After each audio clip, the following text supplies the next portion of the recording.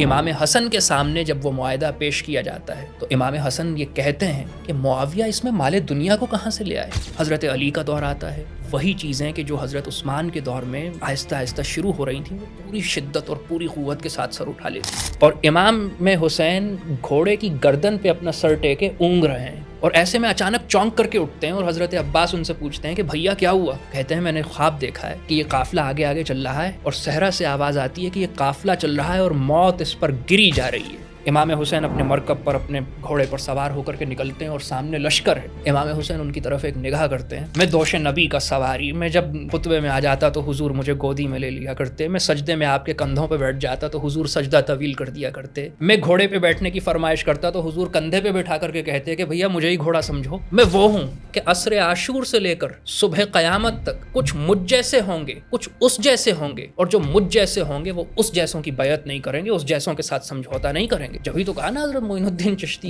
نے اپنے اس قطعے میں، وہ کیا تھا کہ جس نے ہر کو اس بات پر قائل کر لیا کہ یقینی موت ہے، سامنے لشکر ہے اور ہر اس لشکر کا سردار ہے. ہم ٹکرا بھی سکتے ہیں، ہم ٹکرا کے لوٹ بھی سکتے ہیں، ہم پلٹ بھی سکتے ہیں، ہم پلٹ کے پھر سے ٹکرا سکتے ہیں. ہمارے لیے ہمارا مقصد اہم ہے. جناب زینب نے بھی کیا کہا تھا دربار یزید میں؟ یعنی یزید نے قرآن کی آیتیں پڑھی تھی نا کہ تؤتی الملک من تشاء وتنزع الملک ممن تشاء وتعز من تشاء وتذل من تشاء بیدک الخیر.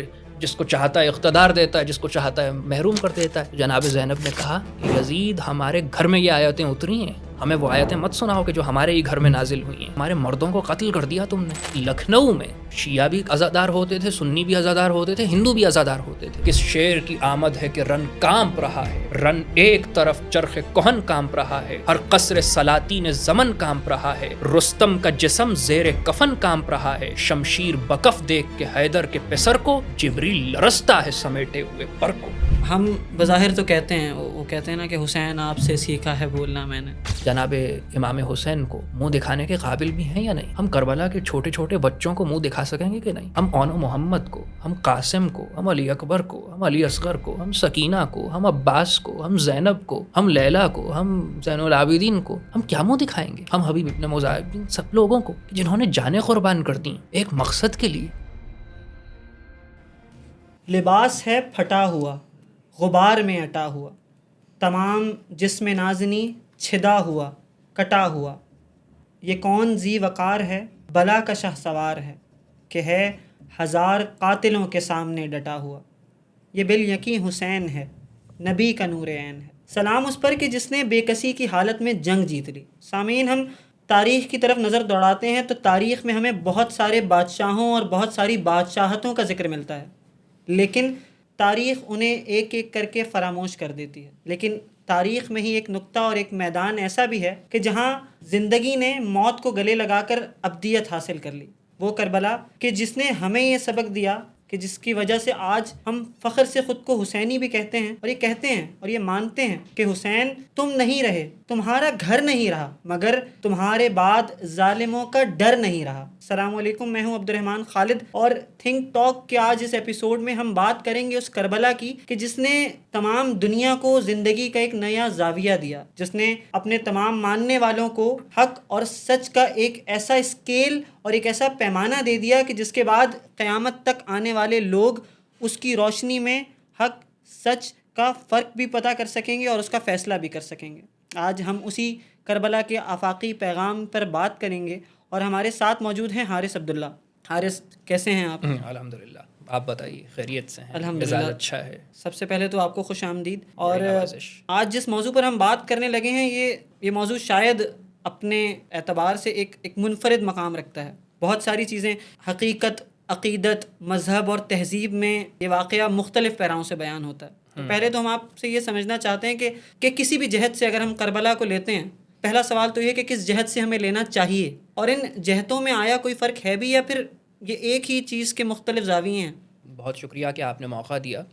اور ماہ محرم کا آغاز ہو چکا ہے، اور ہر سال اسلامی سال کے چاند کے طلوع ہوتے ہی ہمارے یہاں عزاخانے سج جاتے ہیں. غم کی، سوگ کی، حزن کی، ملال کی ایک کیفیت ہوتی ہے، اور پورا عالم اسلام اور پوری امت اسلامی سوگواری کی کیفیت میں ہوتی ہے. اور یہ بات بھی درست ہے کہ کربلا میں بہنے والے خون حسین کے ایک ایک قطرے کے عوض 14 صدیوں میں انسانیت آنسوؤں کے کئی کئی دریا اور سمندر بہا چکی ہے.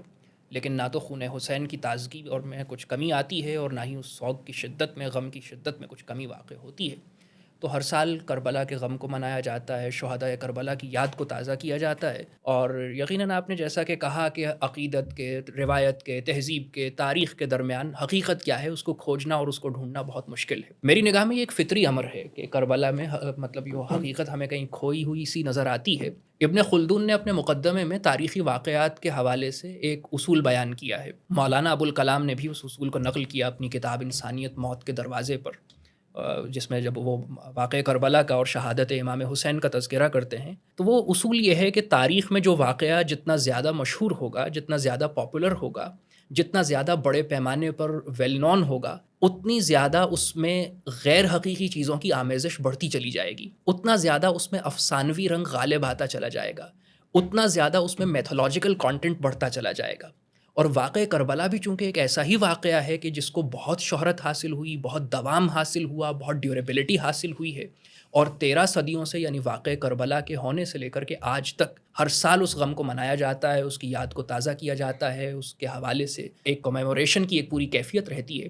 تو یہ بات آپ کی بالکل بجا ہے اور بالکل درست ہے کہ اس میں ایک میتھولوجیکل ایلیمنٹ بھی ہے اور اس میں ایک ایسی کیفیت بھی ہے، اور بہت سے ایسے قصے اور کہانیاں بھی شامل کر دیے گئے ہیں، بہت سی ایسی چیزیں داخل کر دی گئی ہیں کہ جو زیادہ سے زیادہ رنج اور حزن اور ملال اور دکھ اور سوگ کی اور ماتم کی کیفیت اور رونے اور رلانے کے حوالے سے زیادہ چیزیں ہیں۔ لیکن اس سب کے باوجود، اس سب کے درمیان جو اصل چیز ہے کہ کربلا فی نفسہ ہی تھا کیا، کربلا کس چیز کا نام تھا، کربلا کے مقاصد کیا تھے، کربلا کس لیے برپا ہوئی تھی، امام علی مقام کا پیغام کیا تھا، وہ کیا وجوہات تھیں، وہ کیا اسباب تھے، وہ کیا عوامل تھے، وہ کیا پس منظر تھا، وہ کیا پیش منظر تھا، وہ کیا چیز تھی کہ جس کو مد نظر اور زیر نظر اور پیش نظر رکھتے ہوئے امام اپنے خاندان اور اپنے خانوادے کے ساتھ پہلے مدینے سے نکلے، پھر مکے سے نکلے اور پھر کوفے کی طرف بڑھے، پھر کربلا میں پہنچے اور ایک ایسی قربانی پیش کی کہ جس کی مثال اور جس کی نظیر تاریخ میں ہم کو نہیں ملتی ہے۔ وہ کیا مقاصد تھے؟ میری نگاہ میں کہ مناقب حسین اور مصائب حسین سے زیادہ یہ مقاصد حسین اہمیت کے حامل ہیں، اور ان پر ہمیں گفتگو کرنی چاہیے، اور روایت کے، تاریخ کے، تہذیب کے اور ان سب چیزوں کے درمیان ہمیں اس حقیقی کربلا کو کھوج کر کے نکالنا چاہیے کہ وہ مناقب حسین کے درمیان، مصائب حسین کے درمیان وہ مقاصد حسین کیا تھے کہ جس کے لیے امام حسین نے اپنی مقدس ذات کو بھی قربان کیا اور اپنے خانوادے اور اپنی خاندان کی قربانی کو بھی گوارا کیا، لیکن اس مقصد سے یکسر مو انحراف نہیں کیا، پیچھے نہیں ہٹے، جھکے نہیں، رکے نہیں، ڈرے نہیں، دبے نہیں، بلکہ ڈٹ کر کے مقابلہ کیا، اور اس حد تک کیا کہ آخری قربانی جو انسانی سماج اور انسانی معاشرے اور انسانی امکان میں دی جا سکتی تھی وہ دے دی، اور اس کے نتیجے میں قیامت تک کے لیے لوگوں پر اتمام حجت کر دیا۔ آپ نے جو شعر افتخار عارف کا پڑھا کہ حسین تم نہیں رہے، تمہارا گھر نہیں رہا، مگر تمہارے بعد ظالموں کا ڈر نہیں رہا، تو یہ کیفیت پیدا کر دی کہ قیامت تک کے لیے ایک اسوہ، ایک الگو، ایک نمونہ، ایک مثال قائم ہو گئی کہ درحقیقت چیز کیا تھی، درحقیقت بات کیا تھی، کس طرح سے گردن کٹائی جاتی ہے، حق پر پہرا کس طرح سے دیا جاتا ہے۔ تو آج کی اس گفتگو میں، آج کی اس نشست میں ہم اسی پر بات کرنے کی کوشش کریں گے کہ مناقب کے درمیان، عقیدت کے درمیان، روایت کے درمیان مقاصد کیا تھے، حقیقت کیا تھی، اور کس مقصد کے تحت امام علی مقام دشت کربلا اور صحرائے کربلا میں آ کر کے اپنی اور اپنے خانوادے کی جان کو قربان کرتے ہیں۔ حارث، اس میں اور تاریخ کا اگر ہم مطالعہ کرتے ہیں تو ہمیں پتہ چلتا ہے کہ کربلا ایک دن میں بپا نہیں ہوتی۔ کربلا ہی کیا، دنیا میں جب بھی اس طرح کا کوئی ایسا انسیڈنٹ یا ایونٹ ہوا ہے کہ جس نے اپنے اثرات چھوڑے ہیں، تو اس کے پیچھے ایک بہت وہ شعلہ ایک دن میں نہیں بنا، کچھ چنگاریاں کہیں نہ کہیں ہوتی ہیں، سیریز آف ایونٹ ہوتے ہیں کہ جس کے نتیجے میں کہیں کوئی کربلا بپا ہوتی ہے۔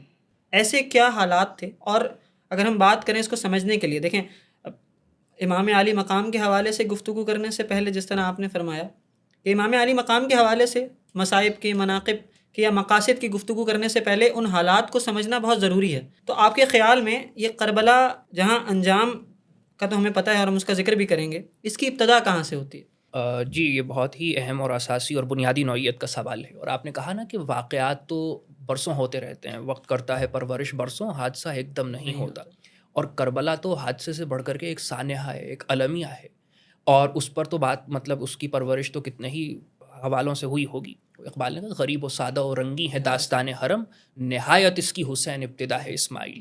تو گویا قربانیوں کی یہ داستان، یہ ایک لازوال داستان ہے کہ جس کے ذریعے انسانیت کو ان بڑی شخصیات نے حق کی طرف متوجہ کرنے کی کوشش کی ہے اور اس کے لیے اپنے خون کا نذرانہ پیش کیا ہے۔ مقاصد کربلا کیا تھے؟ کربلا اٹ سیلف کیا چیز ہے اور کس جانب ہم کو متوجہ کرتی ہے؟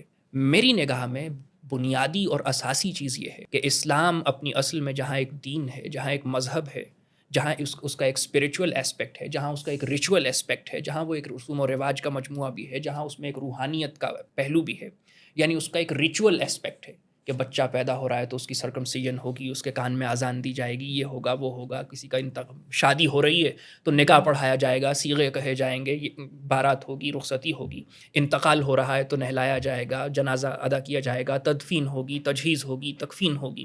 یہ اس کا ریچول اسپیکٹ ہے۔ اسی طرح اسلام کا ایک اسپریچول اسپیکٹ ہے کہ آپ کو روحانی طور پر کس طرح سے ترقی حاصل کرنا ہے اور کس طرح سے خود کو خدا سے قریب تر کرنا ہے۔ لیکن اس کے ساتھ ہی ساتھ ان تمام پہلوؤں پر محیط اور متصرف اسلام کا ایک پولیٹیکل، سوشو اکنامک اسپیکٹ ہے کہ اسلام اپنے ریچولز کے ساتھ ساتھ، اپنے اسپریچولز کے ساتھ ساتھ ایک پولیٹیکل، سوشو اکنامک سسٹم بھی ہے۔ اسلام ایک نظام بھی ہے، ایک سیاسی، معاشی اور معاشرتی نظام بھی ہے۔ اسلام ایک حکومت بھی ہے، اسلام ایک ریاست بھی ہے، اسلام ایک معاشرہ بھی ہے، اسلام ایک سماج بھی ہے۔ اسلام عدل بھی قائم کرتا ہے، اسلام معاشرے میں ایک میزان قائم کرتا ہے، ایک برابری اور مساوات کا درس بھی دیتا ہے، اور اسلام یہ بھی کہتا ہے کہ معاشرے میں اللہ کے بتائے گئے اصولوں اور ان کے ضابطوں کے مطابق حکومت اور اقتدار اور فرمانروائی کی جائے گی۔ تو اسلام کا یہ جو پہلو ہے کہ اسلام ایک پولیٹیکل، سوشو اکنامک سسٹم ہے، اس کے طور پر اسلام کو حضور صلی اللہ علیہ وسلم نے اپنی زندگی میں قائم کیا۔ مدینے میں ہجرت کے بعد ایک ریاست قائم کی، اس ریاست کی بنیاد پر، اس ریاست پر آن حضرت نے خود حکومت کی۔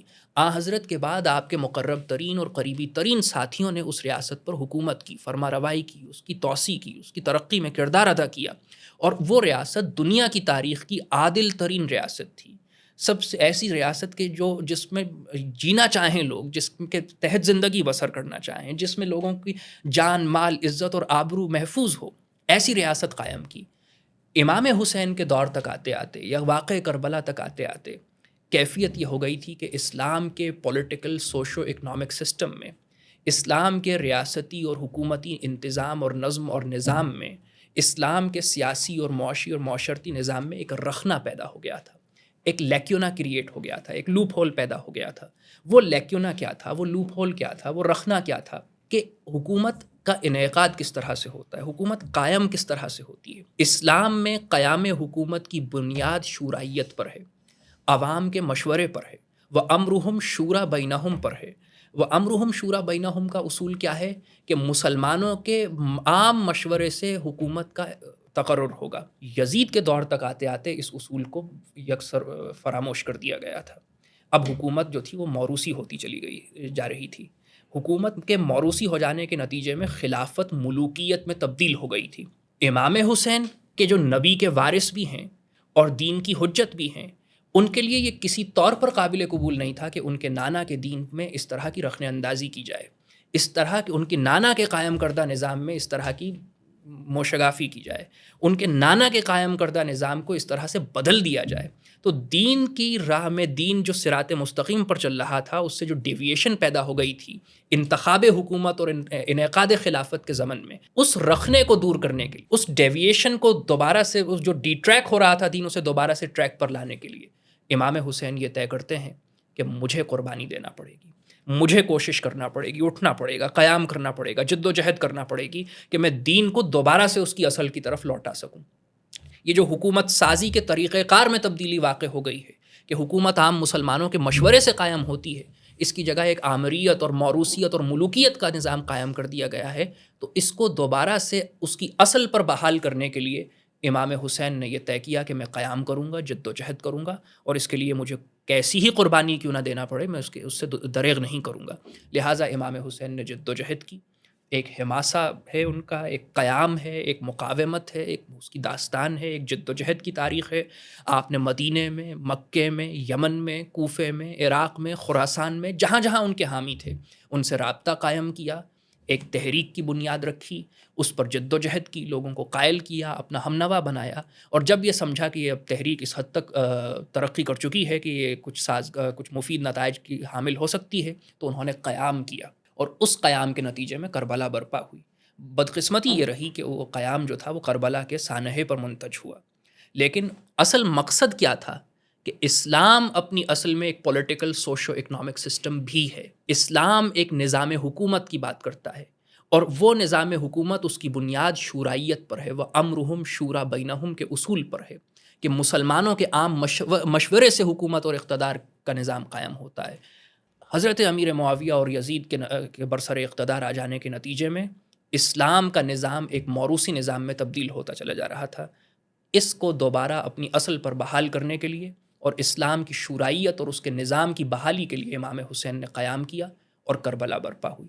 تو گویا کربلا کا مقصد در حقیقت اسلام کے پولیٹیکل سوشو اکنامک سسٹم، اسلام کے سیاسی، معاشی اور معاشرتی نظام کی بحالی تھی. یہ کربلا کا مین موٹیو تھا، یہ کربلا کا پرنسپل موٹیو تھا. یہ پرنسپل جو اس کا اصل مقصد تھا، جو اس کا اصل مقصود حقیقی تھا، وہ اسلام کے اصل نظام کی بحالی کا مقصد تھا.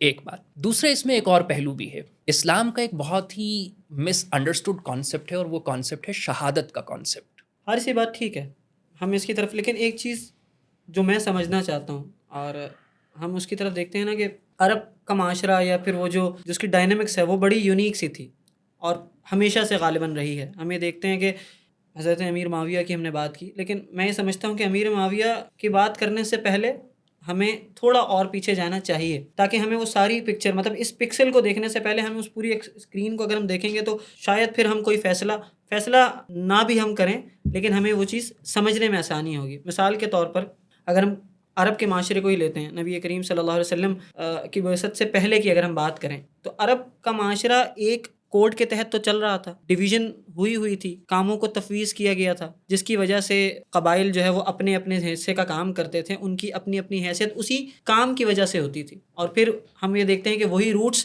جو ہیں وہ آگے بڑھ کر مختلف جگہوں پر پھیل جاتی ہیں اور اس کے نتیجے میں بہت سارے واقعات ہوتے ہیں جو تاریخ میں ہمیں ملتے ہیں.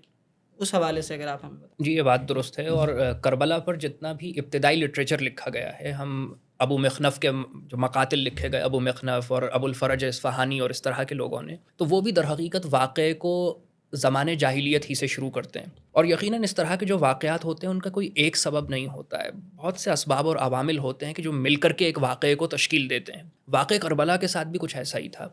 مثلاً آپ نے جو کہا کہ جو اشراف قریش کے 10 قبائل تھے، یعنی قریش کے 10 خاندان تھے جو مکے میں رہتے تھے، اور ان شہر کی مختلف ذمہ داریاں ان قبیلوں کے درمیان آپس میں بٹی ہوئی. ان میں 2 بڑے قبیلے تھے، خاندان تھے، ایک بنی ہاشم اور دوسرے بنی امیہ. یہ دونوں بنی عبد مناف میں سے تھے.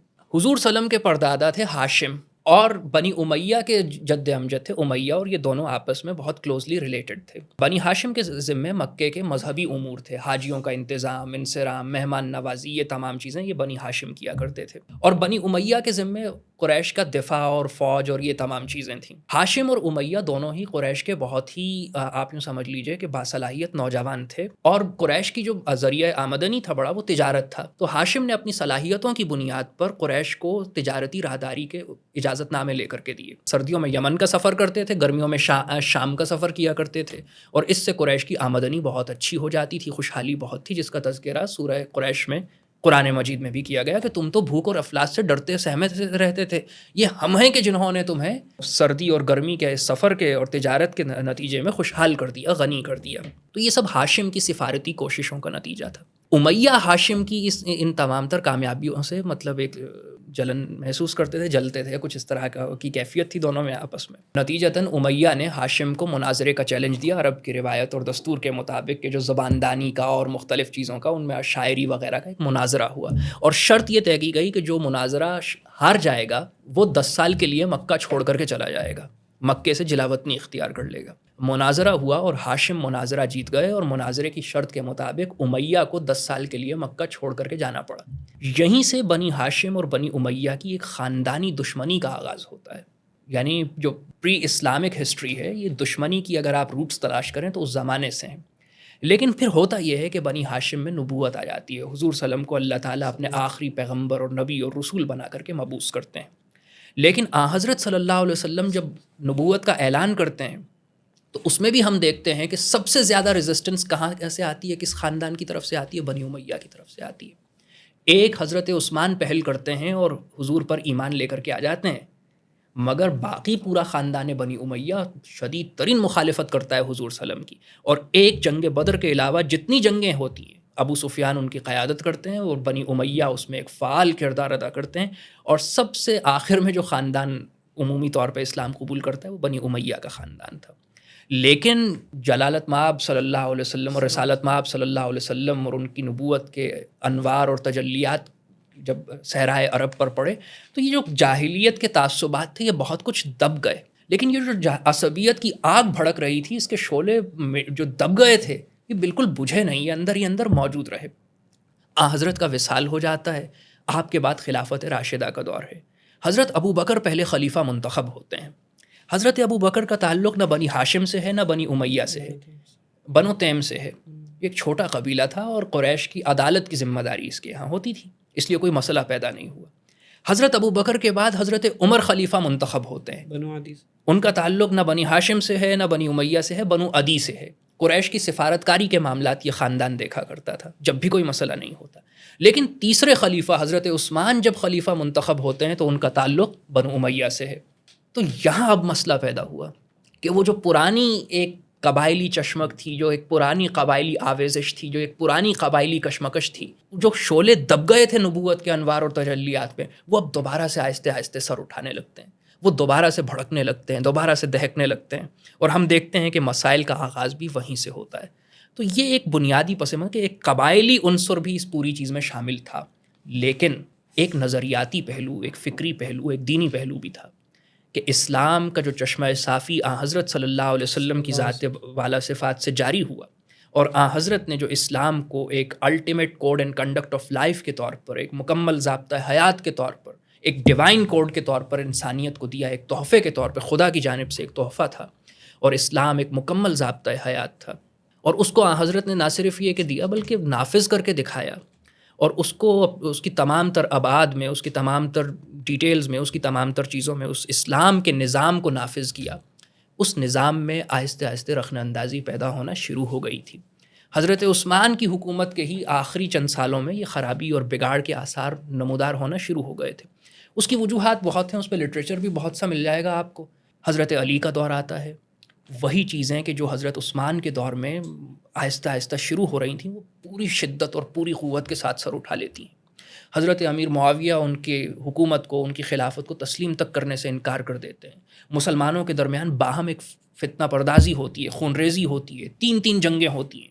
کبھی جمل کی جنگ ہو رہی ہے، صفین کی جنگ ہو رہی ہے، نہروان کی جنگ ہو رہی ہے. ایک عجیب قیاس کی کیفیت ہے اور یہ لگ رہا ہے کہ جو دین بڑی شان سے نکلا تھا وطن سے، کہ جو کبھی روما اور فارس کی سلطنتوں کو الٹائے دے رہا تھا، وہ تو آپس میں باہم اس طرح دست و گریباں ہو گیا ہے کہ لگتا ہے کہ وہ یہ چراغ مطلب پوری طرح روشن ہونے سے پہلے ہی گھپ سے بجھ جائے گا. تو یہ کیفیت تو تھی اور حضرت علی کی شہادت تک یہ کیفیت رہی، بلکہ اس کے بعد بھی، یہاں تک کہ حضرت امام حسن نے حضرت امیر معاویہ سے صلح کر لی. اس کے بعد ایک کمپیریٹیو اسٹیبلٹی کا فیز آتا ہے حضرت امیر معاویہ کے دور میں. لیکن اس کے بعد کے جو ایونٹس انفولڈ ہوتے ہیں، اس کے بعد جو سیریز آف ایونٹس ایک کے بعد ہوتے چلے جاتے ہیں، وہ اس قدر یاس انگیز ہیں، حسرتناک ہیں کہ ان کے وہ بالآخر جا کر کے کنکلوڈ ہوتی ہیں، منتج ہوتی ہیں کربلا کے سانحے پر. حارث، اگر ہم اسی اسلوب کو لے کر چل رہے ہیں تو ایک بات یہ جو آپ نے بھی کہی، تو ایک بات یہ بھی تو حقیقت ہے نا کہ امام حسن اور امیر معاویہ رضی اللہ تعالیٰ عنہما، ان کے درمیان یہ جو صلح ہوئی، اس نے اس نظام کو اسٹیبل کرنے میں مدد دی. آپ دیکھیں کہ جو معاہدے ہوئے، اس معاہدے کے حوالے سے بھی مختلف روایات ملتی ہیں، لیکن بہرحال کچھ ایسی شقیں ہیں اس معاہدے کی کہ جس پر اتفاق ہے. اگر ہم انہی کو لے لیں یا ہم چلیں، اگر اس معاہدے کی ہم بات نہیں بھی کرتے، ایز اے ہول بھی اس سے پہلے جو حالات تھے اس خطے کے، مسلمانوں کے اندرونی جو خلفشار تھا، اس آگ کو کافی حد تک بھڑکنے سے روکا گیا اور ایک اسٹیبلٹی اور وہ جو ایکویلیبریم ہے وہ مینٹین تو ہوا اس معاہدے کے نتیجے میں. تو یہ پھر اچانک ایک تو اس حوالے سے بھی ہم جاننا چاہیں گے کہ وہ صلح کیوں ہوئی، کیا معاملات تھے، کن شقوں پر جو ہے وہ مفاہمت ہو گئی، اور جب ایک اسٹیبلٹی مل گئی ہے تو اس کے بعد پھر ایسا کیا ہوتا ہے اچانک کہ اس کے بعد معاملات جو ہے وہ واقعی کربلا کی طرف چلے جاتے ہیں. اچھا، ہوتا وہی ہے کہ جس کی بات ہم نے پہلے کی کہ جو اصل مقصد کربلا ہے نا، اس کا دامن اگر آپ کے ہاتھ میں رہے تو آپ کہیں نہیں بھٹکیں گے. مقصد کربلا کیا ہے کہ اسلام کا سیاسی نظام، اسلام کا پولیٹیکل سسٹم، اسلام کی اساس اور بنیاد ہے اور اس میں کسی طور پر بھی رخنہ اندازی اور ڈیویشن اور ڈسٹریکشن اور ڈیٹریک ہونا اس کا برداشت اور گوارا نہیں کیا جا سکتا۔ اسلام کا وہ سیاسی نظام در حقیقت وہ اصل ایلیمنٹ ہے کہ جس کے گرد یہ تمام چیزیں ریوالو کرتی ہیں۔ امام حسن اگر میدان میں نکل کر کے جنگ کرنے آئے تھے تو اسی نظام کی بحالی کے لیے آئے تھے، انہوں نے اگر صلح کی تو اسی نظام کی بحالی کی شرائط پر صلح کی۔ یعنی اسلام کا نظام، اسلام کا پولیٹیکل سوشو اکنامک سسٹم وہ عنصر ہے، وہ جز ہے کہ جسے ہم نہ توڑ سکتے ہیں نہ چھوڑ سکتے ہیں۔ عثمانیہ یونیورسٹی حیدرآباد میں وہ مسودہ دستیاب ہو گیا ہے ہندوستان میں کہ جس میں اس معاہدے کی شقیں بہت تفصیل سے موجود ہیں، وہ مخطوطہ وہاں موجود ہے۔ حضرت امیر معاویہ معاہدے کا مسودہ تیار کرتے ہیں اور اس میں کئی شقیں شامل کر دیتے ہیں۔ مثلاً اس میں یہ شقیں بھی ہوتی ہیں کہ فلاں اور فلاں اور فلاں جاگیر کا اور فلاں صوبے کا خراج حضرت امام حسن کو دیا جائے گا، دیار بقر کا اور یہاں وہاں کا خراج امام حسن کا ہوگا، اور ہم ان کے ساتھیوں کو بھی کچھ پیسے دیں گے اور انہیں یہ فلاں جاگیر بھی عطا کی جائے گی اور یہ دنیاوی ان کو مفاد اور منفعت بھی ملے گی۔ امام حسن کے سامنے جب وہ معاہدہ پیش کیا جاتا ہے تو امام حسن یہ کہتے ہیں کہ معاویہ اس میں مال دنیا کو کہاں سے لے آئے، یہ تو دین کا معاملہ تھا۔ تمام شقیں اپنے قلم سے کاٹتے ہیں، تمام دفعات اپنے قلم سے منسوخ کرتے ہیں، ان پہ خط تنسیخ پھیرتے ہیں اور صرف 2 نکات باقی رہنے دیتے ہیں۔ پہلا نقطہ کہ معاویہ قرآن، سنت اور سیرت شیخین کے مطابق حکومت کریں گے۔ سیرت شیخین سے کیا مراد؟ حضرت ابو بکر اور حضرت عمر کی سیرت کے مطابق حکومت کریں گے۔ اور دوسرے، شیعان علی سے کوئی تعرض نہیں کیا جائے گا اور ان کو تحفظ فراہم کیا جائے گا۔ ان 2 شقوں پر معاہدہ ہوتا ہے۔ تو یہ معاہدہ تو بہت واضح ہے کہ حضرت معاویہ، اساسی دفعہ کیا ہے معاہدے کی، اساسی چیز کیا ہے، مسئلہ کیا ہے، قضیہ کیا ہے کہ جس پہ ہو رہا ہے کہ حضرت معاویہ قرآن، سنت اور سیرت شیخین کے مطابق حکومت کریں گے۔ تو گویا مسئلہ وہی ہے امام حسن کے یہاں بھی کہ حکومت جو ہے اس میں جو خرابی آپ نے پیدا کر دی ہے اس کو دور کر دیجئے، ہمارا مسئلہ حل ہو جائے گا۔ ہمارا مسئلہ شخصی مفاد نہیں ہے، ہمارا مسئلہ حصول اقتدار نہیں ہے، ہمارا مسئلہ یہ تخت اور تاج اور حکومت نہیں ہے، یہ ہمارا مسئلہ قصر اور فوجیں نہیں ہے، ہمارا مسئلہ یہ زرق برق لباس اور محلات نہیں ہے، ہمارا مسئلہ یہ جاگیریں نہیں ہیں، ہمارا مسئلہ اسلام کا نظام ہے، ہمارا مسئلہ عدل ہے، ہمارا مسئلہ اللہ کی حدود کا قیام ہے۔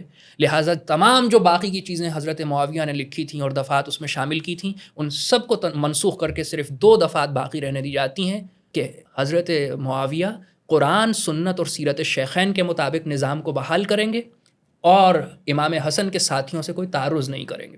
ہاں یقیناً کہ انہوں نے یہ معاہدہ کیوں کیا، اس کی مختلف وجوہات ہو سکتی ہیں، تاریخ میں بیان بھی کی گئی ہیں کہ اس وقت مصلحتاً کچھ ایسے حالات تھے کہ جس میں مزاحمت کو، مقاومت کو برقرار رکھنا شاید امام حسن کے لیے ممکن نہیں تھا۔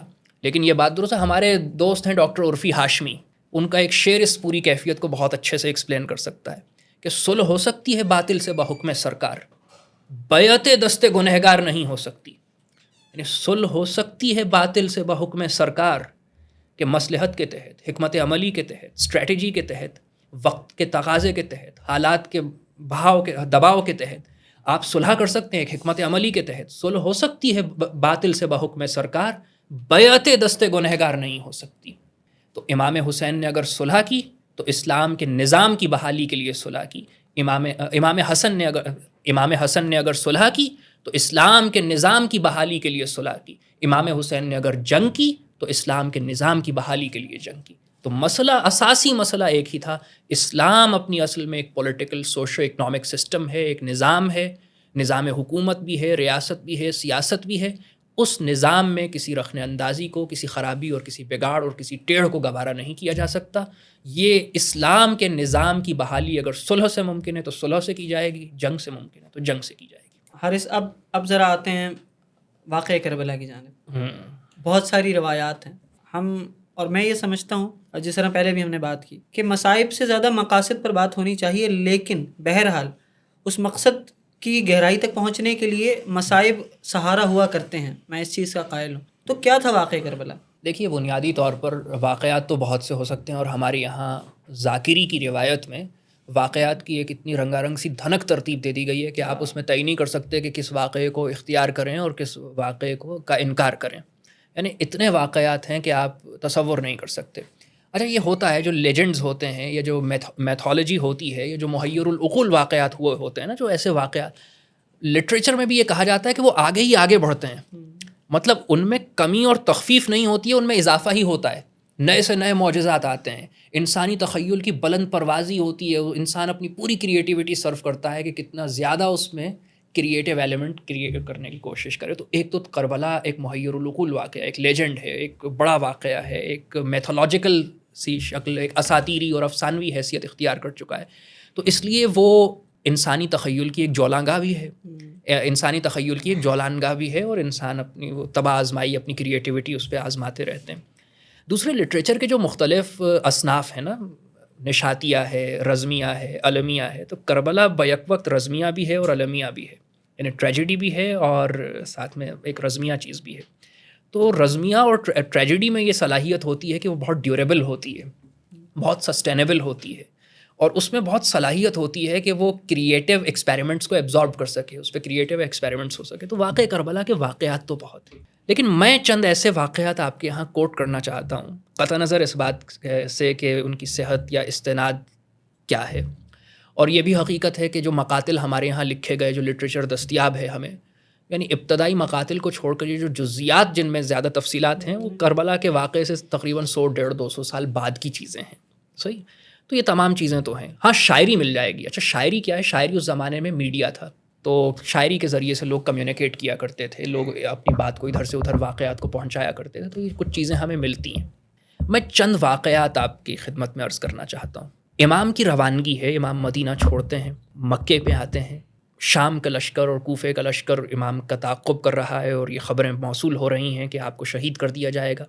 یہاں تک احکامات دے دیے گئے ہیں کہ اگر امام کعبے میں حج کی نیت سے وہ آئے ہیں مکے میں، اور حج کا موسم ہے، حاجیوں کے قافلے آنے لگے ہیں، اور انہی کے ذریعے سے خبر ملی ہے کہ آپ کے قتل کی سازش اور چیزیں تیار ہو رہی ہیں، اور کوفے کا قصد ہے، حج کو عمرے میں بدلتے ہیں. اور جب مکے سے رخت سفر باندھتے ہیں کوفے کی طرف، تو ان کے اپنے چچا زاد بھائی حضرت عبداللہ ابن عباس آ جاتے ہیں اور آ کر کے کہتے ہیں کہ مت جائیے، آپ جن لوگوں کے پاس جا رہے ہیں وہ آپ سے دغا کریں گے، انہوں نے آپ کے والد سے بھی دغا کی تھی، وہ آپ کو بھی دھوکہ دیں گے، مت جائیے. لیکن یہاں جو مقصد اور مقصد سے کمٹمنٹ کا عنصر ہمیں نظر آتا ہے کہ وہ آپشنز رکھتے ہیں کہ اگر آپ کو جانا ہی ہے، اگر آپ کو مزاحمت کرنا ہے، مقاومت کرنا ہے، ریزسٹ کرنا ہے، جد و جہد کرنا ہے، تو یہاں مکے میں رہ کر کے کیجئے. یہاں ہمارے حامی بہت ہیں، ہم خود یہاں مکے کے رہنے والے ہیں، یہاں کون ہمیں کچھ کہہ سکتا ہے، یہ ہماری قوت کا مرکز ہے. اور اگر آپ کو جانا ہی ہے تو یمن چلے جائیے، وہاں ہم بنی ہاشم کے ہمارے حامی بہت ہیں. لیکن امام کہتے ہیں مجھے کوفے کے لوگوں نے بلایا ہے، مجھے خطوط لکھے ہیں، وہ آمادہ ہیں، تیار ہیں میرے لیے، انہوں نے قیام کیا ہے، وہ لڑنے کٹ مرنے کو تیار ہیں، میں کیسے ان کو دھوکہ دے سکتا ہوں. کہتے ہیں اگر آپ کو جانا ہی ہے تو اکیلے چلے جائیے، خاندان کو نہیں لے کر کے جائیے. مگر یہ سبق ملتا ہے کہ اہل عزیمت جب اپنے مقصد پہ قربانی دینے پر آتے ہیں تو کسی قربانی سے دریغ نہیں کرتے. ایسا نہیں ہوتا کہ وہ دوسروں کے بچوں کو مروا دیں اور اپنے بچوں کو محفوظ رکھیں. ایسا نہیں ہوتا کہ وہ میدان میں تلواروں کے نیچے دوسروں کی گردنیں تو کر دیں اور اپنی گردنیں محفوظ رہیں. یہ کمٹمنٹ کا ایک لیول ہے امام کا کہ جب مقصد بلند ہو، جب مقصد عالی ہو، جب مقصد غیر معمولی ہو، جب ایک ہولی اور سیکرڈ مشن پر آپ کام کر رہے ہیں، جب آپ کا مشن اتنا غیر معمولی ہے، تو پھر کوئی قربانی ایسی نہیں ہے کہ جس سے دریغ کیا جائے. آپ کسی قربانی سے دریغ نہیں کریں گے. آپ ہر حد سے گزر جائیں گے، ہر حد سے بڑھ جائیں گے. مقصد اصل چیز ہے، اس کے لیے کوئی بھی قربانی دی جا سکتی ہے، چاہے کوئی بھی قیمت چکانی پڑے. مقصد اصل اہمیت کا حامل ہے. امام روانہ ہوتے ہیں. دوسرا واقعہ جو ایک روایات میں آتا ہے کہ کربلا کے راستے میں ایک منزل ایسی آتی ہے کہ امام حسین اور ان کے بھائی حضرت عباس ہم رکاب چل رہے ہیں، دونوں کے گھوڑے، اور امام میں حسین گھوڑے کی گردن پہ اپنا سر ٹیکے اونگ رہے ہیں، اور ایسے میں اچانک چونک کر کے اٹھتے ہیں، اور حضرت عباس ان سے پوچھتے ہیں کہ بھیا کیا ہوا؟ کہتے ہیں میں نے خواب دیکھا ہے کہ یہ قافلہ آگے آگے چل رہا ہے، اور صحرا سے آواز آتی ہے کہ یہ قافلہ چل رہا ہے اور موت اس پر گری جا رہی ہے. تو حضرت عباس پلٹ کر پوچھتے ہیں کہ بھیا کیا ہم حق پر نہیں ہیں؟ وہ کہتے ہیں نہیں ہم بالکل حق پر ہیں، ہم اپنے نانا کے دین کے تحفظ کے لیے نکلے ہیں، ہم اپنے نانا کے دین کے نظام کی بحالی کے لیے نکلے ہیں، ہم ظلم اور جبر اور جور اور ستم اور استبداد کے خاتمے کے لیے نکلے ہیں، ہم جو خدا کی حدوں کو توڑا جا رہا ہے ان کو اللہ کی حدوں کو بحال اور برقرار کرنے کے لیے نکلے ہیں. تو حضرت عباس جو جواب دیتے ہیں وہ جواب ہے کہ جو ہر صاحب عزیمت اپنے ساتھیوں سے اس کی توقع اس کو کرنی چاہیے، وہ کرتا ہے. وہ کہتے ہیں کہ بھیا اگر ہم حق پر ہیں تو پھر کوئی رنج نہیں، کوئی خوف نہیں، کوئی ملال نہیں، چاہے موت ہم پر آ گرے یا ہم موت پر جا گرے. تو اس عزم کے ساتھ، اس کمٹمنٹ کے ساتھ وہ بڑھتے ہیں اور کربلا میں پہنچتے ہیں. اب کربلا میں پہنچے اور جو تمام تر مصائب ہیں اور جو تمام تر چیزیں ہیں، جو تکالیف ہیں، مطلب واقعات کی تفصیل میں اگر جائیں تو پہلا کام کیا کرتے ہیں کربلا میں پہنچ کر کے؟ جب پہلا لشکر آتا ہے، اس کا جو سپہ سالار ہے لشکر کا، وہ آ کر کے کیا بات کرتا ہے نا، تو کہتے ہیں کہ ارے بات بعد میں کریں گے، یہ تمہارے گھوڑے کی زبان کیوں لٹک رہی ہے، یہ ہانپ کیوں رہے ہیں تمہارے سارے سپاہی؟ 2 منزلوں سے پانی نہیں پیا ہے۔ تو امام حسین اپنے لشکر کا پانی اپنے ساتھیوں سے کہتے ہیں کہ ان کو پلاؤ۔ انسانی ہمدردی، جب آپ ایک بڑے مقصد کے تحت نکلتے ہیں اور جد و جہد کرتے ہیں تو کس کے لیے کر رہے ہیں؟ یہ جو اسلام کا نظام قائم کرنا ہے، یہ عدل قائم کرنا ہے، کس لیے؟ کہ انسانیت سکھ کا سانس لے سکے، یہ جبر کی چکی میں پستی اور سسکتی ہوئی انسانیت کو کچھ ریلیف مل سکے، اسی کے لیے کر رہے ہیں نا۔ تو مقصد سے کمٹمنٹ کا تقاضا یہ تھا کہ انسانی ہمدردی کا، ہمارا مقصد انسانی ہمدردی کا ہے، تو یہ کیسے ممکن ہے کہ جب ہمارا دشمن بھی پیاسا ہے تو ہم اسے پیاسا رہنے دیں، ہم اس کو پانی پلائیں گے؟ لیکن اس کے بعد میں آپ کو ایک آخری واقعہ کے اس زمن میں، جو واقعات تو بہت سے ہیں اور اس پر الگ سے ایک پوڈ کاسٹ محض واقعات پہ ہو سکتی ہے، عصر عاشور کا آخری خطبہ جو ہے امام کا، وہ پوری کربلا کو ایکسپلین کر دیتا ہے۔ یعنی سب شہادتیں ہو چکی ہیں اور تمام لوگ کٹ چکے، تمام لوگ اپنی جانیں قربان کر چکے، تمام لوگ حق پر خود کو فدا کر چکے، تمام لوگ اپنی گواہی دے چکے، اپنے حصے کی شہادت دے چکے۔ اب امام حسین باقی ہیں۔ امام حسین اپنے مرکب پر، اپنے گھوڑے پر سوار ہو کر کے نکلتے ہیں اور سامنے لشکر ہے، جتنی بھی تعداد ہے اس کی 3000 سے لے کر کے 20,000 تک جتنی بھی ہے، مستند یہی ہے کہ 3 سے 4,000 کی تعداد تھی۔ امام حسین ان کی طرف ایک نگاہ کرتے ہیں اور نگاہ کرنے کے بعد ایک خطبہ ارشاد فرماتے ہیں۔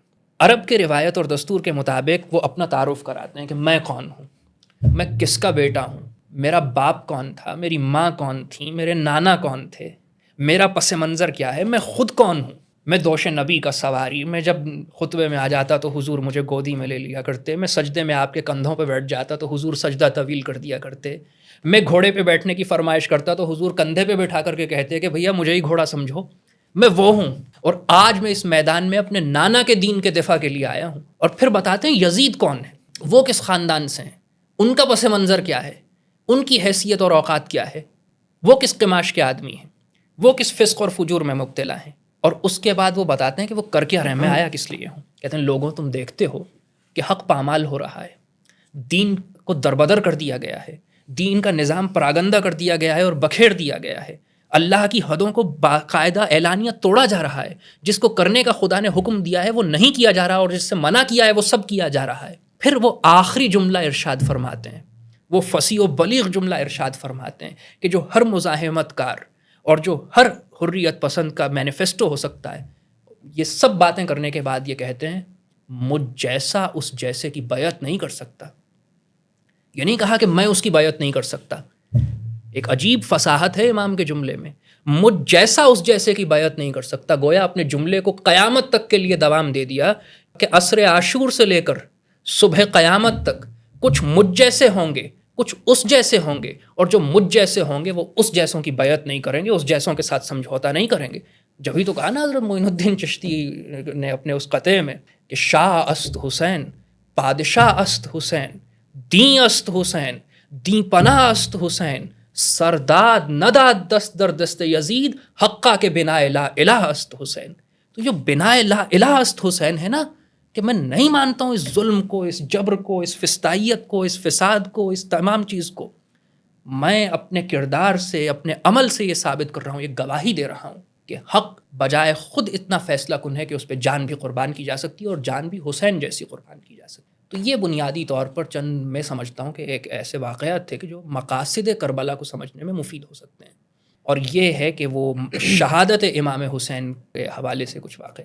ہر سے ایک چیز جو بہت زیادہ پریشان کرتی ہے، اور میں یہ سمجھتا ہوں کہ اس سوسائٹی میں شاید سب سے زیادہ مس انڈرسٹوڈ جو اصطلاح ہے، یا جس کو ہم نے پتہ نہیں ہم امام کو کیسے ہم ان کو فیس کریں گے، لیکن جس چیز کو ہم نے ٹیبو بنا دیا ہے، اور شاید اس لیے کہ ہم اس کو مس انڈرسٹوڈ کرتے ہیں، ہم اس کے مقصد کو، اس کی حیت کو خلط ملط کر دیتے ہیں۔ شہادت، اور اس پرسپیکٹیو میں جی ہاں، شہادت سے کیا مراد ہے؟ ہاں یہ بہت ہی اہم سوال ہے، اور شہادت اسلام کا ایک بہت ہی، آپ یوں سمجھ لیجئے کہ بہت ہی اہم کانسیپٹ ہے، اور اس کانسیپٹ کو اس کی ٹوٹیلٹی میں سمجھنا بہت ضروری ہے، کیونکہ یہ بہت ہی مس انڈرسٹوڈ کانسیپٹ ہے جیسا کہ آپ نے کہا، اور لوگ اس کو بہت زیادہ مس پرسیو کرتے ہیں۔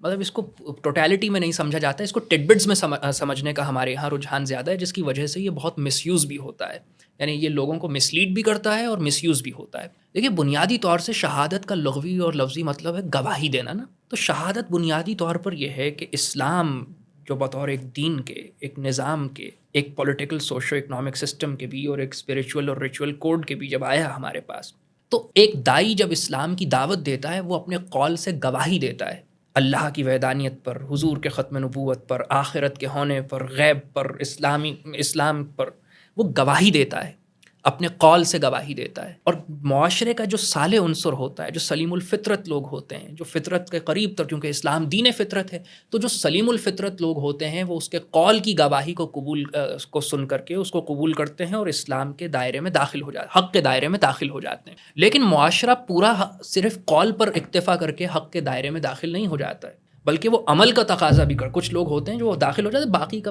عمل کا تقاضا کرتے ہیں۔ لہٰذا وہی بات کہ جس کو وہ قول کے ذریعے سے کہہ رہا ہوتا ہے، جس سے قولی شہادت دے رہا ہوتا ہے، اپنے قول سے شہادت دے رہا ہوتا ہے، اس کے بعد وہ اپنے عمل سے اس چیز کی گواہی دیتا ہے، اپنے عمل سے شہادت دیتا ہے کہ دیکھو جو چیزیں میں کہہ رہا تھا، جو باتیں میں کر رہا تھا، وہ محض باتیں ہی نہیں تھیں، وہ محض قصے نہیں تھے، وہ محض کہانیاں نہیں تھیں، وہ محض ذہنوں میں مرتب اور کتابوں میں مدون چیزیں نہیں تھیں، بلکہ وہ عمل کی دنیا میں، عمل کے قالب میں ڈھلنے والی چیزیں ہیں، اور اس کی سب سے بڑی مثال تو میں خود ہوں کہ میں خود ان تمام چیزوں پر عمل کر رہا ہوں۔ اب جب اس کے عمل کو، اس کے قول کے ساتھ اس کے عمل کو بھی کچھ لوگ دیکھتے ہیں تو مزید لوگ حلقہ بگوش حق ہو جاتے ہیں، حق کے ساتھ عملی شہادت کے نتیجے میں حق کے ساتھ جڑتے چلے جاتے ہیں۔ لیکن پھر ایک پوائنٹ ایسا آتا ہے معاشرے میں کہ ایک سیچوریشن آ جاتی ہے، آپ قولی شہادت دے رہے ہوتے ہیں، آپ عملی شہادت دے رہے ہوتے ہیں، آپ لوگوں کو متوجہ کر رہے ہوتے ہیں، مگر کوئی آپ کی بات پر کان نہیں دھرتا ہے، کوئی آپ کے بات پر سنتا نہیں ہے، کوئی آپ کی طرف متوجہ نہیں ہوتا، کوئی حق کو قبول نہیں کرتا۔ ایسے میں اسلام کا کانسیپٹ ہے جو شہادت کا آخری اور حتمی اور انتہائی مرحلہ آتا ہے کہ انسانی سماج اور انسانی معاشرے میں سب سے قیمتی چیز کیا ہو سکتی ہے؟ انسانی جان۔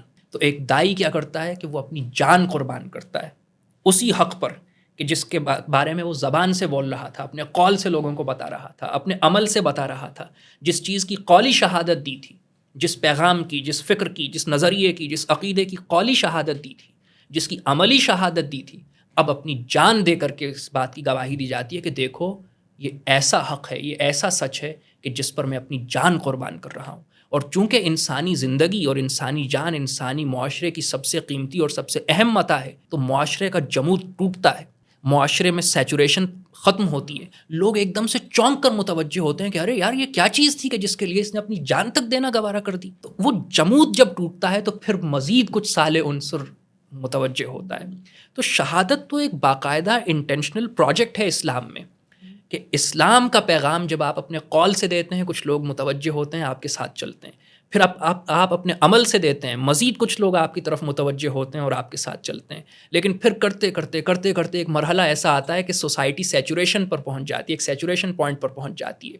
آپ اپنے قول سے، اپنے عمل سے گواہی دے رہے ہوتے ہیں، شہادت دے رہے ہوتے ہیں، لیکن لوگ متوجہ نہیں ہوتے، لوگ آپ کے ساتھ جڑتے نہیں ہیں، لوگ چلتے نہیں ہیں۔ تو پھر ایسے میں ایک پلانڈ ایکٹیویٹی، آپ اپنی جان قربان کرتے ہیں اس مقصد کے لیے، تو ایک دم سے وہ جمود ٹوٹتا ہے اور مزید کچھ لوگ آپ کی طرف متوجہ ہو تو اتمام حجت ہو جاتا ہے کہ اب آخری چیز، آخری سطح پر گواہی دے دی گئی ہے، اب اتمام حجت ہو رہا ہے، لہٰذا پھر مزید کچھ لوگ آپ کی طرف آتے ہیں۔ تو لہٰذا شہید جب اپنی جان قربان کرتا ہے نا، اپنے مقصد، اپنے نظریے پر جان قربان کرتا ہے، تو اس کے باقی رہ جانے والے ساتھیوں کی ذمہ داری ہوتی ہے کہ تکمیل شہادت کریں، کہ وہ جس مقصد کے لیے اس نے قربانی دی، اس کے نتیجے میں جو جمود ٹوٹا، تو اس کے ثمرات اور نتائج کو سمیٹ لیا جائے۔ کربلا میں بھی ہم کو یہ نظر آتا ہے، یعنی اس کا ایک مقصد یہ بھی تھا کہ جو صالح عنصر معاشرے کا تھا اس کو کشید کر لیا جائے اور اس کو حق کی طرف لے کر کے آیا جائے۔ یعنی آپ دیکھتے ہیں نا کہ کربلا میں صبح عاشور ہر جو تھے، وہ مقابل لشکر کا سپہ سالار تھا ہر، اور صبح عاشور ہر یزید کے لشکر سے نکل کر کے امام حسین کے لشکر میں شامل ہو جاتے ہیں۔ میرے جوہر کھلیں گے اس دن، ہوں گے جب خیر و شر سفارا، مثال ہر میں ابن سعد کے لشکر میں رہتا ہوں۔ کہا نا شاعر نے، میرے جوہر کھلیں گے اس دن، ہوں گے جب خیر و شر سفارا، مثال ہر میں ابن سعد کے لشکر میں رہتا ہوں۔ کہ جناب ہر عاشورے کی صبح کو آئے تھے اور شام میں شہید ہو گئے تھے، کوئی دوپہر کو شہید ہو گئے تھے۔ بلکہ ایڈورڈ گبن نے اپنی کتاب میں decline and fall of Roman empire میں لکھا ہے یہ بات کہ a chieftain from an opposing tribe crossed the sides to have a partnership in a certain death، کہ ایک مخالف قبیلے کا سردار اپنی صفیں بدلتا ہے، وہاں کی صفوں سے یہاں کی صفوں میں آتا ہے. کاہے کے لیے آتا ہے؟ کس حقیقی لیے؟ موت کے لیے. ایک یقینی اور حقیقی موت میں شراکت داری کے لیے آتا ہے.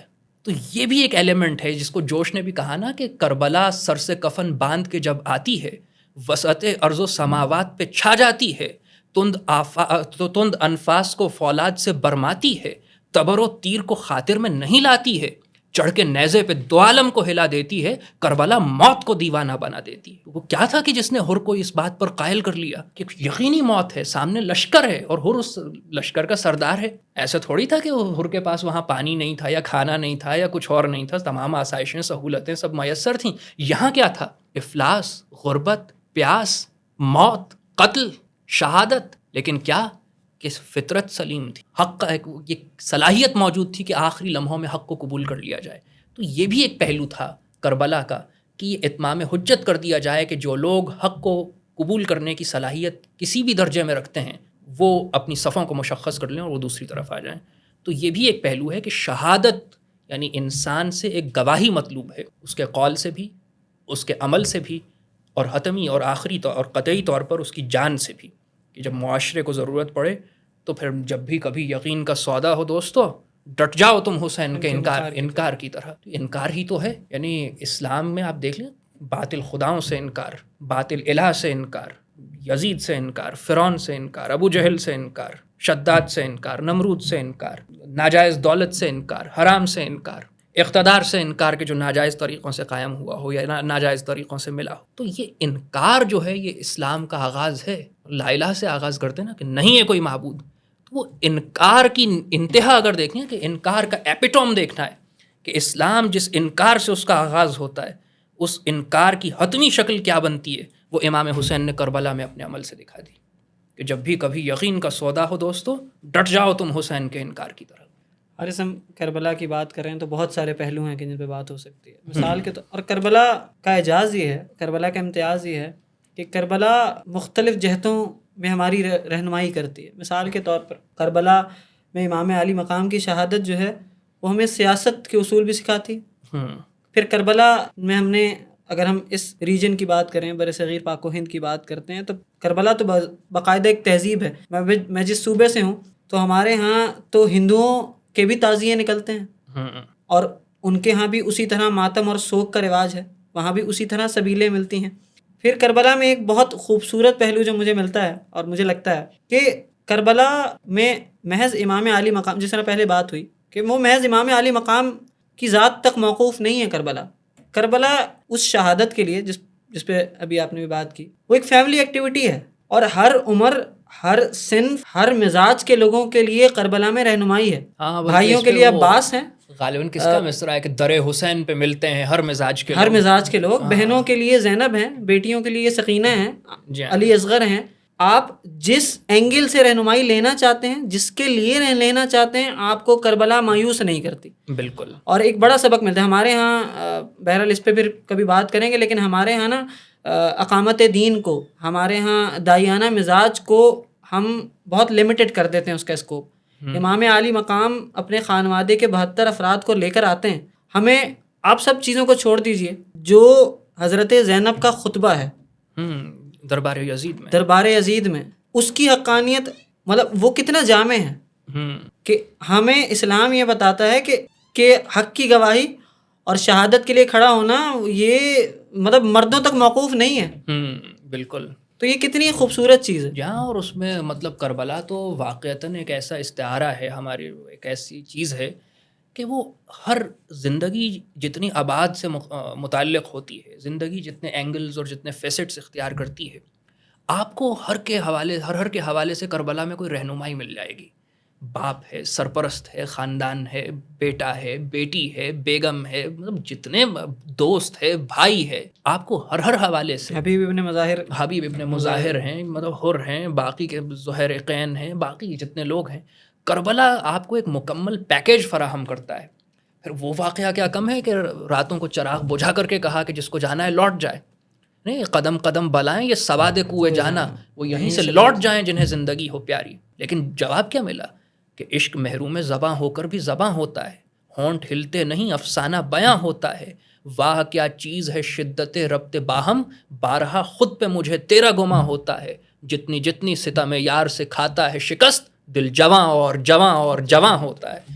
تو مطلب کسی نے جواب، کوئی گیا تو تھوڑی تھا، چراغ بجھا دیے تھے جناب امام نے کہ میں دیکھ نہیں رہا ہوں، جس کو نکلنا ہے نکل جائے، صبح ہم یقینی موت کی طرف بڑھ رہے ہیں، تو جو جانا چاہتا ہے چلا جائے، لیکن کوئی بھی نہیں گا۔ استقامت، حق پر ڈٹ جانا، قیام، اپنے مقصد سے وابستگی، اپنے مقصد سے لگن، کہ اس مقصد کے لیے ہم کچھ بھی قربان کر سکتے ہیں، ہم جان دے بھی سکتے ہیں، ہم جان لے بھی سکتے ہیں، ہم ٹکرا بھی سکتے ہیں، ہم ٹکرا کے لوٹ بھی سکتے ہیں، ہم پلٹ بھی سکتے ہیں، ہم پلٹ کے پھر سے ٹکرا سکتے ہیں۔ ہمارے لیے ہمارا مقصد اہم ہے۔ یعنی امر سعد سے جو مذاکرات ہوئے جناب امام کے، ہر سے جو مذاکرات ہوئے جناب امام کے، جو باقی عام فوج کو مخاطب کر کے امام نے خطبات ارشاد فرمائے، امام کے رویے میں آپ کو کہیں بھی ایسا نظر نہیں آئے گا کہ آپ ایک ڈیڈ لاک کی کیفیت میں مبتلا ہیں۔ نہیں، آپ بالکل ایک لچک ہے، میں مذاکرات کرنے کے لیے تیار ہوں، بات کرنے کے لیے تیار ہوں سب، لیکن مقصد پہ کمپرومائز میں نہیں کر سکتا ہوں۔ میں جس مقصد کے لیے آیا ہوں کہ حکومت کے نظام کی اصلاح ہونی چاہیے، یزید نے جو نظام حکومت اور نظام خلافت میں رخنہ اندازی کی، جو خرابی اور بگاڑ پیدا کر دیا ہے، اس خرابی اور بگاڑ کو دور ہونا چاہیے اور دوبارہ سے شیخین کے طرز پر حکومت کو بحال ہونا چاہیے۔ یہ اہم بات ہے، حضرت ابو بکر اور حضرت عمر کے طرز پر بحال ہونا چاہیے۔ میں اس سے پیچھے نہیں ہٹوں گا۔ تم بات کرنا چاہتے ہو، میں بات کرنے کو تیار ہوں۔ دائی دروازے بند نہیں کرتا لیکن مقصد کو فراموش نہیں کرتا۔ مقصد کو فراموش نہیں کرتا۔ تم بات کرنا چاہتے ہو، میں بات کرنے کو تیار ہوں۔ تم لڑنا چاہتے ہو، میں لڑنے کو تیار ہوں۔ تم جنگ کرنا چاہتے ہو، میں جنگ کرنے کو تیار ہوں۔ تم خط و کتابت کرنا چاہتے ہو، تحریر چاہتے ہو، آؤ ہم خط و کتابت کرتے ہیں۔ تم رجز اور شاعری میں مقابلہ کرو، کتنے رجز ہیں اور کتنی شاعری ہے جو امام حسین نے گھوڑے کی پشت پر سے ارشاد فرمائی، وہاں پر مقابلے تو ہوتے تھے نا عرب میں۔ حضرت عباس کے رجز ہیں، باقی رجز ہیں، وہ وہاں سے رجز پڑھتے تھے، یہاں سے رجز پڑھتے تھے، یہ وہاں سے اشعار کہے جاتے تھے، یہاں سے اشعار کہے جاتے تھے، وہاں سے تقریر کی جاتی تھی، یہاں سے تقریر کی جاتی تھی۔ سب کچھ ہو سکتا ہے، مقصد پہ سمجھوتا نہیں ہو سکتا۔ صلح ہو سکتی ہے باطل سے بحکم سرکار، بیعت دست گنہگار نہیں ہو سکتی۔ مقصد ہے کہ اس مقصد پر کوئی کمپرومائز نہیں ہوگا، باقی جو چاہتے ہو کرو۔ اور تمہارے پاس تیر ہے، تبر ہے، گرز ہے، خنجر ہے، نیزہ ہے، تم چھلنی کرو گے، مار دو گے، گرا دو گے۔ لیکن جناب زینب نے بھی کیا کہا تھا دربار یزید میں؟ یعنی یزید نے قرآن کی آیتیں پڑھی تھی نا کہ تؤتی الملک من تشاء وتنزع الملک ممن تشاء وتعز من تشاء وتذل من تشاء بیدک الخیر، جس کو چاہتا ہے اقتدار دیتا ہے، جس کو چاہتا ہے محروم کر دیتا ہے۔ تو جناب زینب نے کہا کہ یزید، ہمارے گھر میں یہ آیتیں اتری ہیں، ہمیں وہ آیتیں مت سناؤ کہ جو ہمارے ہی گھر میں نازل ہوئی ہیں۔ تم نے ہمارے مردوں کو قتل کر دیا تم نے، اور بظاہر یہ لگ رہا ہے کہ تم جیت گئے ہو، مگر تم قیامت تک لوگوں کے دلوں سے ہمیں نہیں مٹا سکو گے، ہمارے ذکر کو کم نہیں کر سکو گے، ہمارے مقصد کو نہیں بھول۔ اصل حاصل کیا کربلا کا آؤٹ کم کیا تھا؟ یعنی آفٹر میتھ آف کربلا میں، کہ بظاہر ایک بہت دلچسپ بات ہے کہ جس کا میں یہاں تذکرہ کرنا چاہتا ہوں۔ مسلم تاریخ نویسی جو ہے، مسلمانوں کی جو عمومی تاریخ ہے، کیونکہ اسلام کی تاریخ، مسلمانوں کی تاریخ کچھ اس طرح کی رہی کہ ابتدا کے 1200 سال مسلمان فتوحات پر فتوحات کرتے چلے گئے، اس کے بعد 200-300 سال مسلمان مفتوح رہے، یعنی ایک فاتح کی جو دنیا فتح کر رہا ہے، پھر 100-200 سال کے لیے وہ مفتوح ہوا۔ تو قوم کا عمومی مزاج یہ ہے کہ مسلمانوں کی تاریخ در حقیقت فتوحات کی اور فاتحین کی تاریخ ہے۔ ایسا ہی ہے نا؟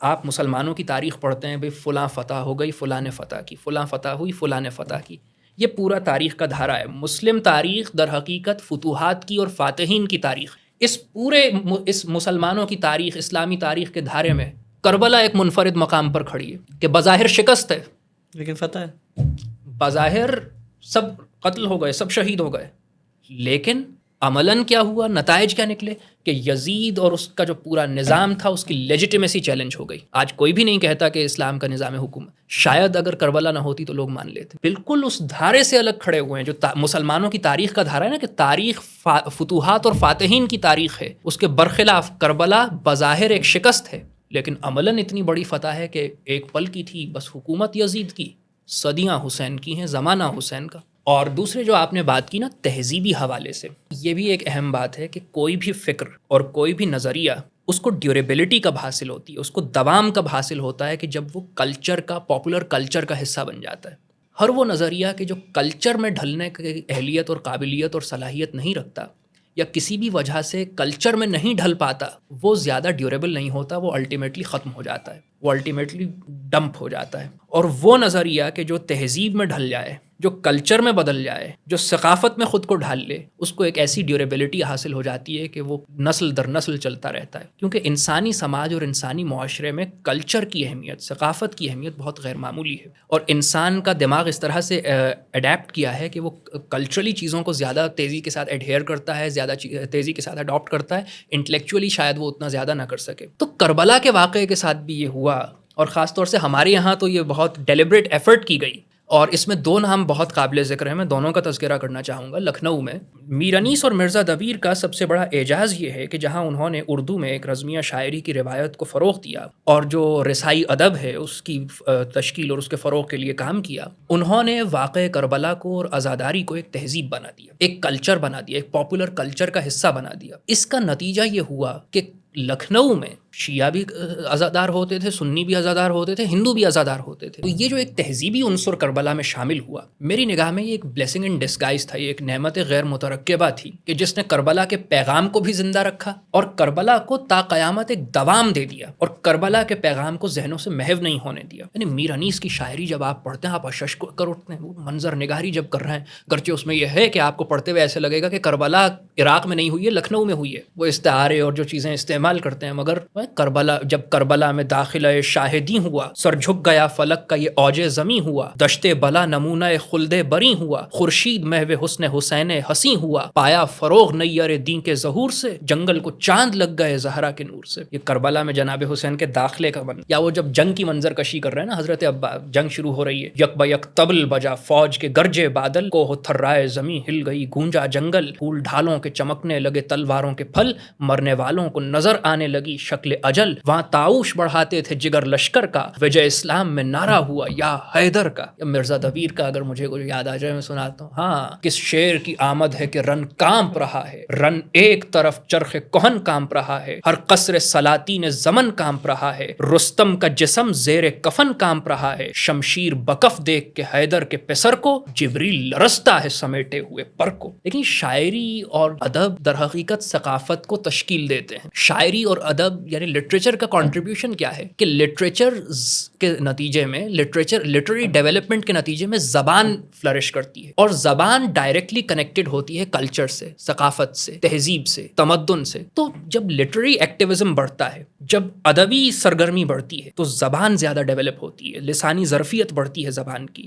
لنگوسٹک کیپیسٹی بڑھتی ہے لینگویج کی. اس کے نتیجے میں آپ کا کلچر، آپ کی ثقافت، آپ کی تہذیب، آپ کا تمدن ڈیولپ کرتا ہے. اور جب آپ کی تہذیب اور تمدن اور ثقافت ڈیولپ کرتی ہے تو اس کے نتیجے میں آپ کا معاشرہ ترقی کرتا ہے، اور آپ کے معاشرے میں کچھ ایسے عناصر پیدا ہوتے ہیں، کچھ ایسی اجزاء پیدا ہوتے ہیں، آپ کا معاشرہ کچھ ایسی صلاحیتیں پیدا کر لیتا ہے کہ جن کو بروئے کار لا کر کے وہ بہت ترقی کی منازل طے کر سکتا ہے. اور ایک ایسی تہذیب، ایک ایسی ثقافت، ایک ایسا تمدن، ایک ایسی معاشرت، ایک ایسا کلچر کہ جس کا ہیرو اور جس کا انسپریشن امام حسین اور کربلا کے کرداروں جیسے لوگ ہوں، تو کیا کہنے اس کے. تو یہ در حقیقت وہ کردار تھا کہ جو ہمارے یہاں کے شعراء نے، میر انیس نے، مرزا دبیر نے، ان لوگوں نے ادا کیا. اور اس کے نتیجے میں کربلا محض ایک مذہبی واقعے یا محض ایک قصے یا محض ایک کہانی یا محض ایک تاریخی واقعے یا محض ایک سیاسی واقعے سے بڑھ کر کے ایک تہذیب اور ایک تمدن اور ایک ثقافت میں ڈھل گیا. اور اس کے نتیجے میں کربلا کا پیغام امر ہو گیا. اور اب کربلا قیامت تک مظلوم انسانوں کو، مزاحمت کاروں کو، مقاومت کرنے والوں، ظلم اور جبر کے سامنے کھڑے ہونے والوں کو کے لیے ایک الٹیمیٹ سورس آف انسپریشن رہے گا، اور ان کو انسپائر بھی کرتا رہے گا، اور نئے سے نئے کربلا برپا کرنے کے لیے ان کو مہمیز بھی دیتا رہے گا. وہ جوش نے کہا تھا نا کہ انسان کو بیدار تو ہو لینے دو، ہر قوم پکارے گی ہمارے ہیں حسین. یعنی کربلا آج جتنی ریلیونٹ ہے، شاید کربلا اس وقت اتنی ریلیونٹ نہ رہی ہوگی کہ جس وقت وہ برپا ہوئی تھی. یعنی آج انسانی حقوق کے حوالے سے جو شعور انسانی سماج میں پایا جاتا ہے، آج انسانی آزادیوں کا جو تصور اتنی ترقی کر گیا ہے، آج جو انسان پر ظلم اور جبر کی نئی نئی شکلیں بھی ایجاد ہو گئی ہیں، تو متوازی یہ دونوں چیزیں ہو رہی ہیں نا. انسانی شعور بھی ترقی کر رہا ہے، انسانی آزادیوں کا تصور بھی ترقی کر رہا ہے، اور ساتھ ہی ساتھ انسان پر ظلم اور جبر بھی بڑھتا چلا جا رہا ہے. تو انسان خود شناس اور خود نگر اور بیدار اور ہوشیار بھی ہو رہا ہے، اور ساتھ میں جبر کی چکی میں پس بھی رہا ہے. تو ایسے میں میرے خیال میں اور میری نگاہ میں کربلا سے بڑھ کر کے کوئی انسپریشن آج کے انسان کے لیے نہیں ہو سکتی کہ وہ اس ظلم اور جبر کو تسلیم کرنے سے انکار کرے اور اس کے مقابلے میں ریزسٹنس کے لیے کھڑا ہو جائے. حارث، کربلا کا ذکر ہو، محرم کا ذکر ہو، مجالس کا ذکر ہو، اور بھی جس طرح ہم تہذیب کی بات کر رہے تھے، تو انشائیہ ادب میں یا یوں کہنا چاہیے کہ جو خطیب ہمارے ہاں ہیں انہوں نے بھی کربلا کو زندہ تو رکھا، اس کی تبلیغ اور اس کے ابلاغ میں ان کا بڑا کردار ہے۔ علامہ طالب جوہری کا ہم نام سنتے ہیں، اسی طرح آپ کا بڑا تعلق رہا علامہ ضمیر اختر نقوی صاحب سے۔ جی ہاں، بالکل بالکل۔ تو ان کے حوالے سے اور ان کا کیا کردار ہے؟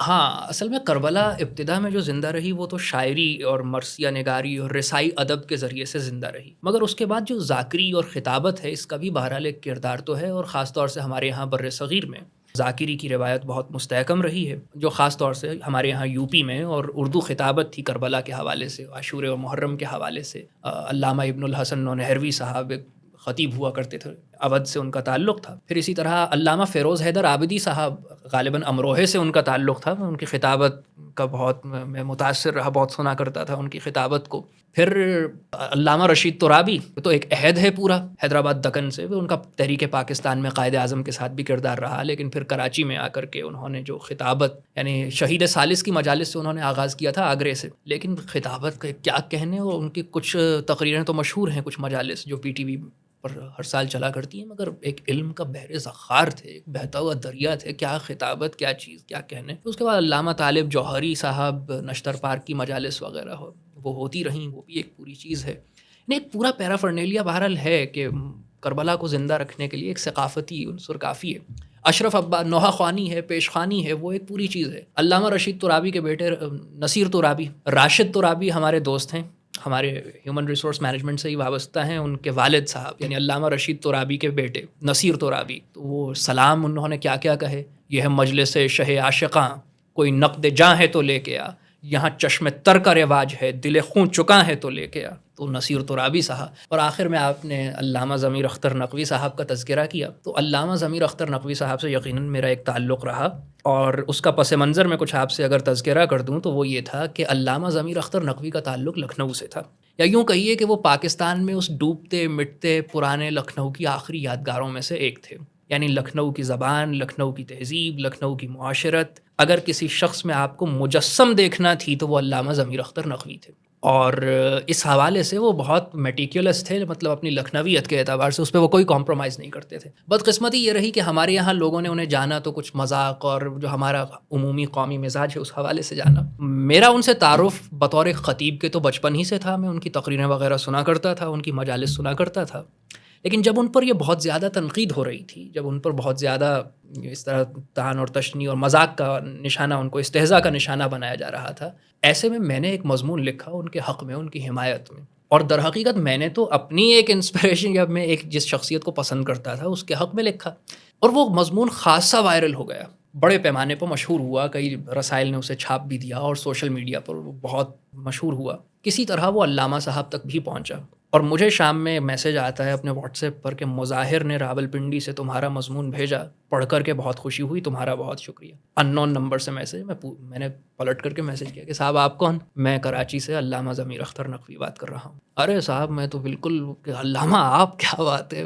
پھر ان سے گفتگو رہی، واٹس ایپ پہ بات ہوتی رہتی تھی، ایک آدھ ملاقات بھی رہی، اور واقعہ یہ ہے کہ علامہ ظاہر ہے وہ اس طرح کے مذہبی عالم تھوڑے، وہ علامہ ایک تہذیبی شخصیت تھے، اور لکھنؤ کی تہذیب کی ایک آخری یادگار تھے، اور اس حوالے سے مطلب ان کا ایک بڑا کردار ہے۔ اور میر انیس کے حوالے سے، یعنی میر انیس کو دوبارہ سے ریلیونٹ کرنے، پاکستان میں میر انیس کو متعارف کرانے، میر حسن کی مثنوی سحر البیان اور اس طرح کی چیزوں پر کام کرنے کے علامہ کا بہت کام ہے اس موضوع پر۔ تو میرا ان سے ایک رابطہ رہتا تھا، اکثر میسیجز کا تبادلہ، کال پر بات بھی ہو جاتی تھی، اور اس طرح ان سے ایک رہا، لیکن پھر علامہ کا انتقال ہو گیا کچھ ہی عرصے کے بعد۔ تو بہرحال وہ یہ بھی ایک خطابت کی روایت بھی کربلا کے حوالے سے، بہرحال ہمارے یہاں جو مختلف روایتیں پائی جاتی ہیں، تو مرثیہ نگاری کی، رسائی ادب کی، نوحہ خوانی کی اور خطابت کی جو روایت ہے، ان کا بھی بہرحال ایک کنٹریبیوشن تو ہے۔ ہاں، ایک چیز کی کمی اوور دا ایئرز ہم کو نظر آتی تھی کہ مقصدیت، مناقب حسین بہت تھے، مقاصد حسین فراموش کر دیے جاتے تھے۔ مجھے امید ہے کہ اب آہستہ آہستہ بہتری آ رہی ہے، اور مقاصد حسین کی طرف بھی لوگوں کی توجہ ہوگی۔ حارث، اس موضوع کو سمیٹتے ہوئے، اب ہم بظاہر تو کہتے ہیں، وہ کہتے ہیں نا کہ حسین آپ سے سیکھا ہے بھولنا میں نے، ظلم دیکھ کر خاموش رہ نہیں سکتا، میں جوئے علم میں غوطہ زنی کا قائل ہوں، سطح آپ پہ چپ چاپ بہہ نہیں سکتا۔ حسین آپ سے عیسیٰ صفت کے ہوتے ہوئے، عطائیوں کو مسیحا میں کہہ نہیں سکتا، ایک طرف ہم یہ کہتے ہیں. لیکن جو چیز مجھے بہت پریشان کرتی ہے اور سچ پوچھیے تو ڈراتی ہے کہ ہم روز قیامت امام عالی مقام کا سامنا کیسے کریں گے. ہم آج کی بات کرتے ہیں، ہم واقعہ کربلا کا جب ذکر کرتے ہیں تو ہم یہ بات کرتے ہیں کہ ردا تار تار کی گئی. ہم سکینہ کا ذکر کرتے ہیں، ہم زینب کا ذکر کرتے ہیں رضی اللہ تعالیٰ عنہما.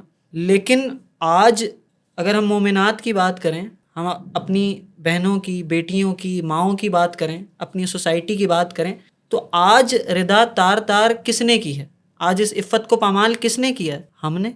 ہم پھر بات کرتے ہیں، ہم کربلا کی بات کرتے ہیں تو ہم نظام کی بات کرتے ہیں. ہم نے کہا کہ مولانا امام علی مقام نے اپنے خانوادے کے 72 افراد کو جو قربان کیا تھا، جس طرح ہم نے ساری بات کی، تو وہ نظریے کے لیے کیا تھا، وہ نظام کے لیے کیا تھا. لیکن آج ہم بات کریں تو میں دوسروں کی بات نہیں کرتا، میں تو اپنی ہم تو اپنی بات کرتے ہیں. ہم مولائیوں کی بات کریں، ہم شیعان علی کی بات کرتے ہیں.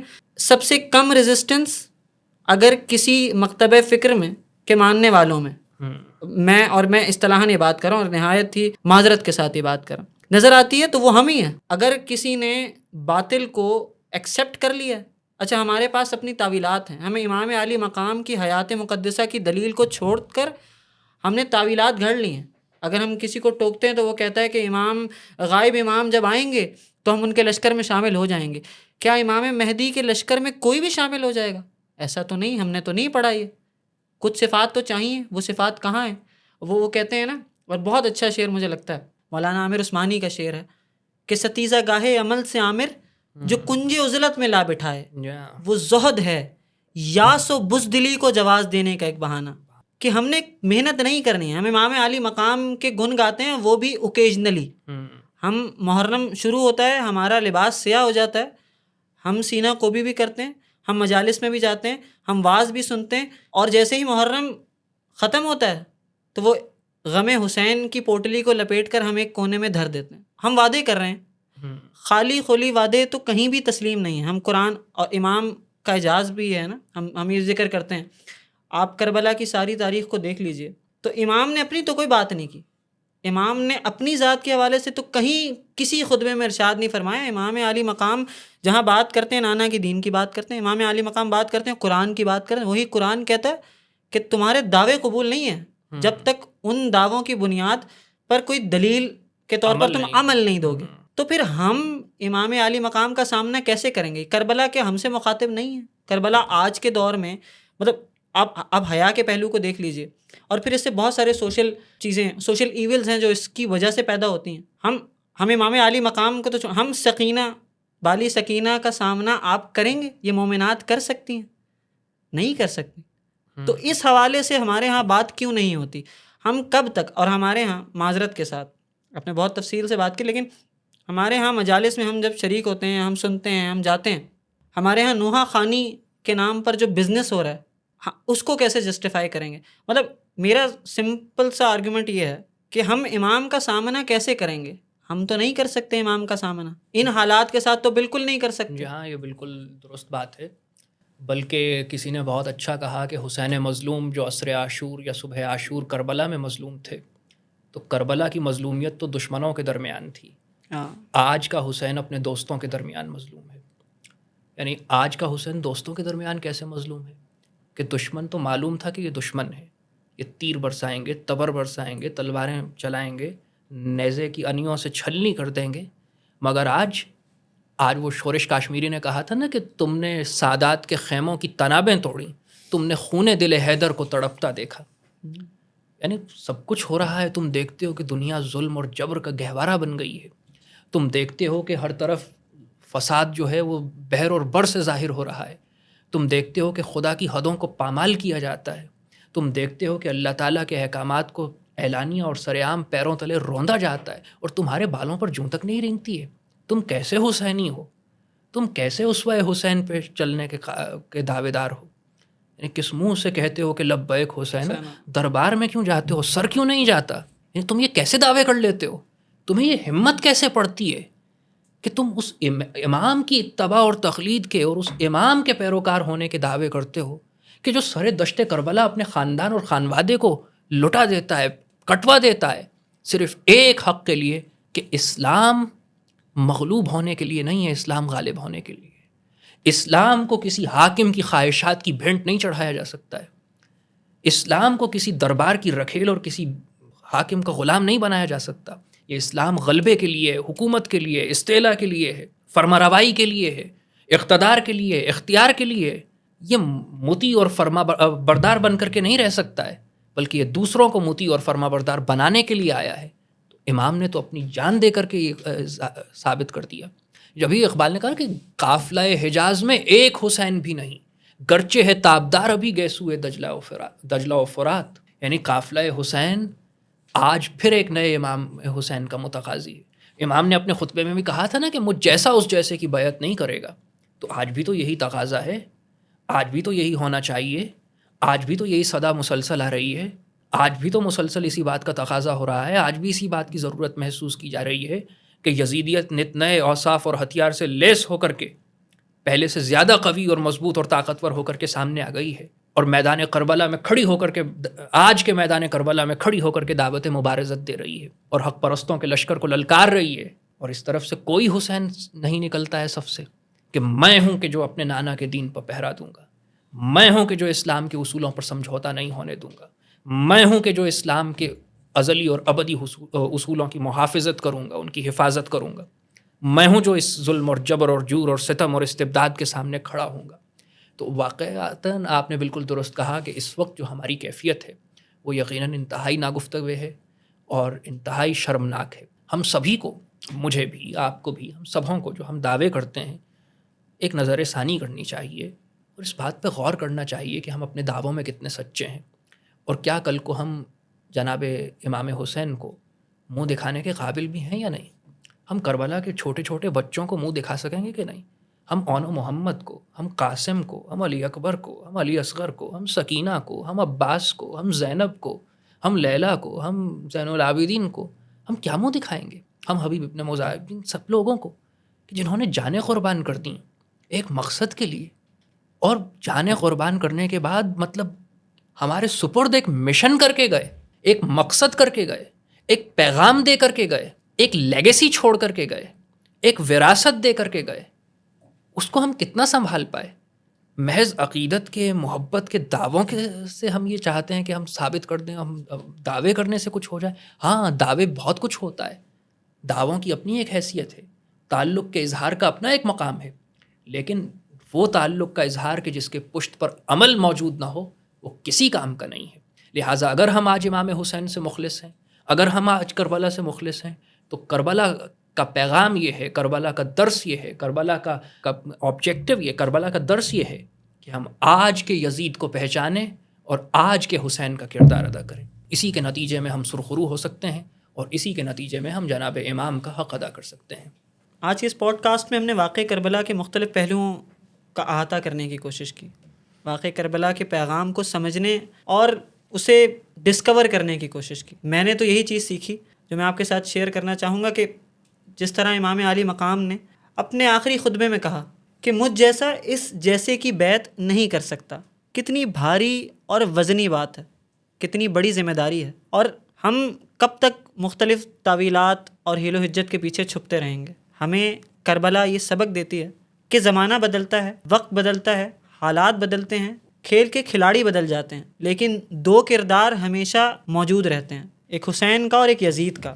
حسینیوں کی ذمہ داری یہ ہوتی ہے کہ وہ اس دور میں، ان حالات میں اس یزید کو تلاش کریں اور اس سے مقابلہ کریں. اور ایک بات یاد رکھیں کہ لڑائی کے لیے میدان اور لشکر نہیں لازم، سنان و گرز و شمشیر و تبر خنجر نہیں لازم، بس ایک احساس لازم ہے کہ ہم بعدین ہیں دونوں، نفی عین عین و سر بسر ضدین ہیں دونوں. بہت شکریہ.